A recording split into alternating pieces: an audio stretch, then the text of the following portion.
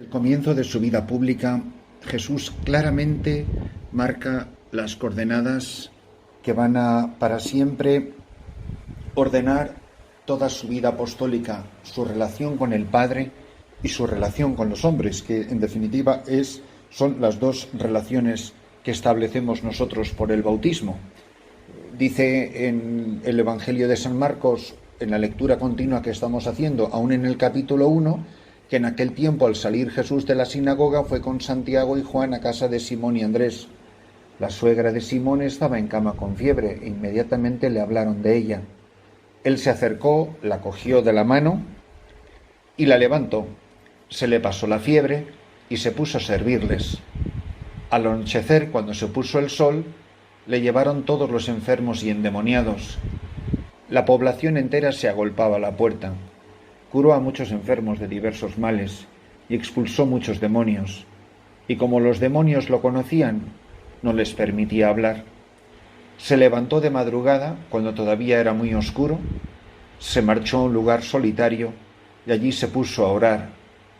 Simón y sus compañeros fueron en su busca y al encontrarlo le dijeron: «Todo el mundo te busca». Él les responde: «Vamos a otra parte, a las aldeas cercanas, para predicar también allí, que para eso he salido». Así recorrió toda Galilea, predicando en sus sinagogas y expulsando los demonios. Mirad, este pasaje, estos 10 versículos, son una síntesis maravillosa de la vida y del apostolado de nuestro Señor Jesucristo, que tiene que ser el patrón de la vida de todos nosotros, incluso independientemente de nuestra vocación, casados, jóvenes, solteros, religiosas, en clausura, sacerdotes, obispos, da igual quién seamos en el cuerpo de la Iglesia. Fijaros que dice que Él va inmediatamente a donde le dicen que hay enfermos, es decir, hay como un magnetismo, un atractivo de Jesucristo hacia el mundo del dolor. El dolor en todos sus prismas, en todos sus coloridos, en todas sus facetas, en todas sus múltiples expresiones y posibilidades. Hay dolores del cuerpo, hay dolores del alma, hay dolores de la mente, hay dolores del corazón. Hay tantos sufrimientos diferentes. ¿Y quién no los ha sentido todos de una o de otra manera? Mirad, el sufrimiento es patrimonio de la humanidad. Y lo maravilloso es que Jesucristo instintivamente muestra un atractivo hacia el que sufre, y el que sufre siente un atractivo instintivo, es como si se sintiera apoderado, se sintiera con unos derechos especiales. Tengo derechos sobre Cristo precisamente porque estoy sufriendo. Es decir, el sufrimiento es mi tarjeta de invitación para acercarme a Cristo. Es lo que me da ciudadanía en el reino, en esta iglesia que nace. Dice, Él se acercó, cogió de la mano a la suegra de Pedro y la levantó. Y además es alguien que hace algo, que frente al sufrimiento no se lamenta, no se echa las manos a la cabeza, no dice, Dios mío, ¿qué voy a hacer? No, los cura, hace algo. Frente al sufrimiento del hermano, haz algo. Frente al que sufre, no te quedes de brazos cruzados o no te quedes diseñando teorías. Si no puedes ayudar a todos los pobres del mundo, pues ayuda a uno, empieza por uno. La Madre Teresa siempre decía, si no hubiera recogido a un moribundo, nunca hubiéramos recibido a más de 60.000 en la casa de moribundos de Calcuta. Ella empezó con uno, y luego otro, y luego otro, que en el instante mismo en que vemos a un pobre, a una persona que sufre, a un enfermo, a un angustiado, a un depresivo, el que sea, que no podemos curarlos a todos, pues ayuda a uno, al que tú puedas, al que el Señor pone delante tuyo. Y dice que al atardecer, incluso la descripción de la escena es tan bonita, dice al anochecer, cuando se iba poniendo el sol, le llevaron todos los enfermos y endemoniados. Mirad, como en aquel tiempo, en el nuestro, el mundo está lleno de enfermos y de endemoniados, de gente que sufre y de gente que está atrapada por Satanás. Y no era un maestro de élites, como puede haber muchos maestros orientales, muchos gurús, mucha gente que está rodeado de élites, de grupos especiales. No, Jesucristo está rodeado de la chusma, que somos tú y yo, de don nadie, que somos tú y yo. Dice, la población entera se agolpaba a la puerta. Se agolpaba a la puerta no es que todo el mundo llegaba concentrada y todo el mundo se ponía en fila, no. Cuando uno está desesperado no se pone en fila. Cuando una turba está desesperada y ve que hay esperanza para su dolor y para su pena, no se pone en una fila ordenada. Dice que una muchedumbre entera se agolpaba a la puerta. Dice, curó a muchos enfermos de diversos males y expulsó a muchos demonios. Primero decía, le llevaron todos los enfermos y los demonios. Luego dice, curó a muchos enfermos de diversos males y expulsó muchos demonios. Y como los demonios lo conocían, no les permitía hablar. Y dice punto y aparte. Dice, se levantó de madrugada. Fijaros que nos ha hecho el retrato de una vida apostólica apasionante. Los enfermos, los endemoniados, la predicación en la sinagoga, la predicación del reino, la llamada a la conversión, punto y aparte. Y está rodeado de gente, perdonad que insista en este detalle, es el hombre de las masas, el hombre para los demás, el hombre de las multitudes, el hombre que se ha convertido en pan tierno y partido del que todo el mundo come. Parece que lo van a espachurrar, que lo van a estrujar. Pero de repente, dice, se levantó de madrugada, cuando todavía era muy oscuro, se marchó a un lugar solitario y allí se puso a orar. Fijaros qué maravilla. De esa muchedumbre, de esa polvareda, esa gente que se agolpaba a la puerta, esos que todo el mundo se le tiraba encima, que le iban a arrancar la túnica a jirones. En la noche la gente duerme, pero los contemplativos, los amantes, velan en la noche.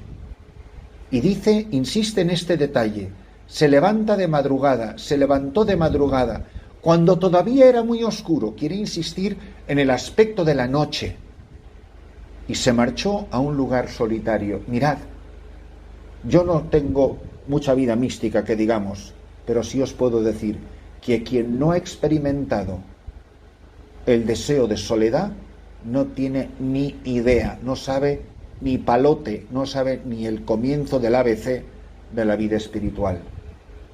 La oración requiere soledad, como soledad requiere el amante que quiere estar a solas con el amado.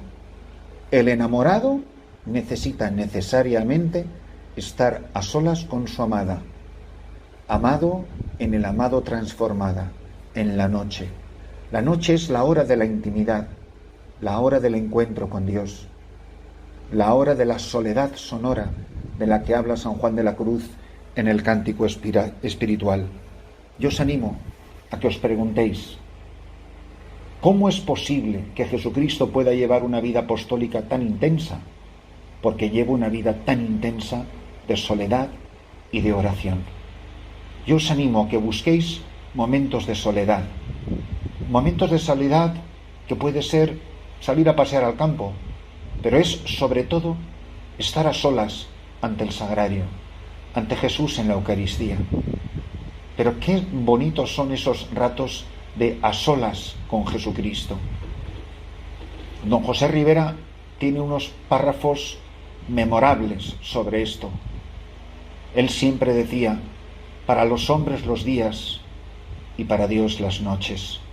Y por eso él se pasaba las noches en vigilia y entregado a la dirección espiritual, a los gitanos, a las clases de teología en el seminario, a la dirección espiritual, a predicación de ejercicios, a una vida apostólica de una intensidad que solamente verla era agotadora.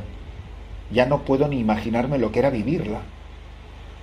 Pero era un hombre que no se cansaba.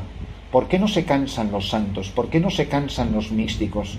¿Por qué no se cansan los contemplativos? Pues porque lo dice San Juan de la Cruz, porque el amor ni cansa ni descansa. La oración no cansa, ni cansa a nadie, ni le cansa a uno mismo. El orante, el contemplativo, ni cansa ni descansa. Y dice que cuando estaba amaneciendo, lo encuentran y le dice Simón y sus compañeros: todo el mundo te busca. Mirad, qué frase tan bonita. Todo el mundo busca a Jesús, solo que hay millones y millones y millones de personas que no tienen ni idea que están buscando a Jesús. El Papa Juan Pablo II lo dice, hablando a los jóvenes: cuando buscas la felicidad, es a Cristo a quien buscas. Cuando buscas la alegría verdadera, es a Cristo a quien buscas. Cuando buscas la paz, la serenidad interior, es a Cristo a quien buscas. El corazón del hombre ha sido hecho para Dios, para el amor de Dios, para la soledad de enamorados con Dios. Pobre del sacerdote, pobre del laico que lleve una vida muy intensa de apostolado y no lleve una vida muchísimo más intensa de oración. Mirad, cuando llegamos a esta misión en la selva destartalada, cuando la casa no tenía ni puertas ni ventanas y vivíamos de recoger agua de lluvia, aunque todavía vivimos del agua de lluvia, lo primero que hicimos fue poner la capilla. La capilla donde todavía dormían los obreros, pero ahí estaba la capilla, Jesús en la Eucaristía. Y esas mañanas, esas madrugadas, yo solo en la capilla, os aseguro que son... Si a mí me han preguntado tantas veces, tantísimas veces: Padre, ¿cuál es el momento más feliz de su vida? Yo, cuando entro por de noche en la capilla, a las 5 de la mañana o a la hora que más o menos llego, y expongo el Santísimo. Antes de que llegue el primer voluntario, cuando estoy solo con él, para mí uno de los mayores sacrificios, que siempre se compensa porque son una gran ayuda, es tener voluntarios en la parroquia, porque cuando estoy solo, esas horas de soledad en la capilla es el momento de mayor felicidad que yo recuerdo sobre la faz de la tierra. Estar a solas con el amado, amada en el amado transformada. Jesús en comunión con el Padre, con la mirada y el corazón vuelto hacia la noche, ahí a solas en descampado. Jesús es un hombre completamente feliz. Durante el día es un hombre entregado. En la noche es un hombre enamorado de Dios, enamorado de su Padre. Dios con él, un solo Dios, un solo corazón, un solo amor, una sola entrega. Y de esa soledad nace el apostolado, de esa amistad nace la predicación, de esa comunión de enamorados nace la evangelización, la proclamación, el anuncio del reino. Pobre de ti y pobre de mí si estamos dedicados a tantas tareas, pero estamos evangelizando con el depósito a cero de gasolina. Que el Señor nos conceda la soledad de los enamorados.